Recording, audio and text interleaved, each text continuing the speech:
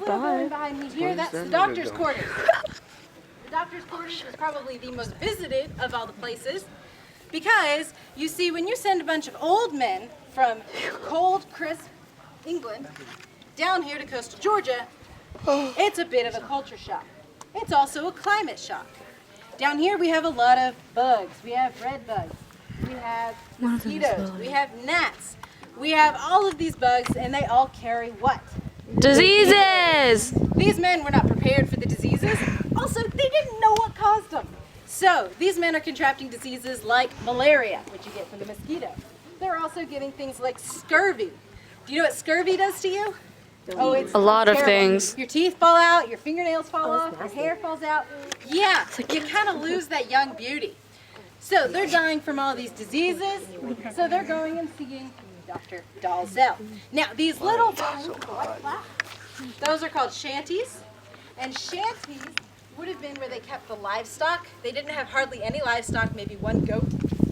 They would have kept the indentured servants, which y'all know what those are, right? Yes. Yeah. Mm-hmm. And then they did have a slave or two, so a couple of slaves would have lived in there as well. So those were storage/residences for the indentured servants and the slaves. These two open-air buildings along the far wall, those are the workshops.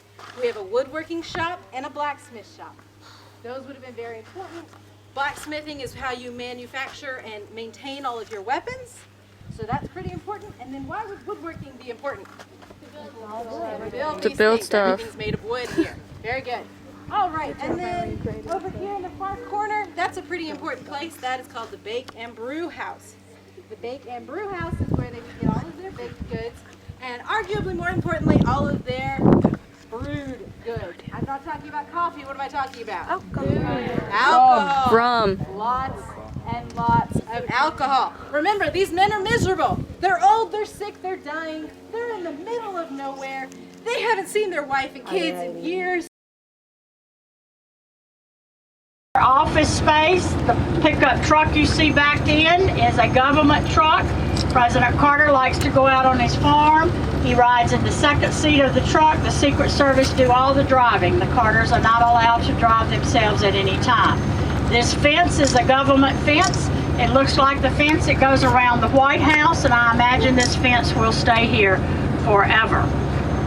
Now, the next thing that we are expecting to be happening in President Carter's life, because he is getting older, is where is he going to be buried. They do not allow a former president and first lady to be buried anywhere unless there is security. So the Carters have had a hill built over to your right.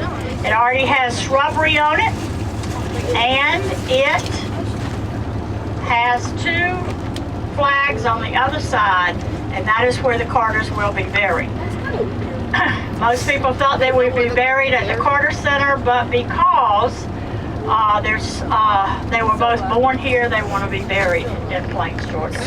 Look over to your left. Mr. Johnny, slow down for me, babe.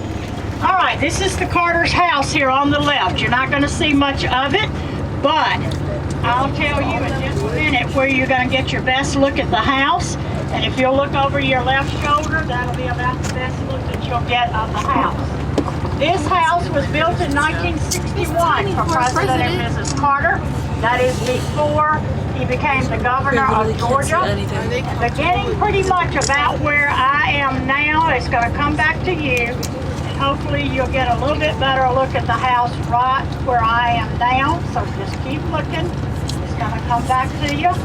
The Carters like a lot of trees. You see the thing that has the bubble? That is over his heated swimming pool. They love to exercise in water, and so the National Park Service puts a bubble over the pool when the water gets cooler.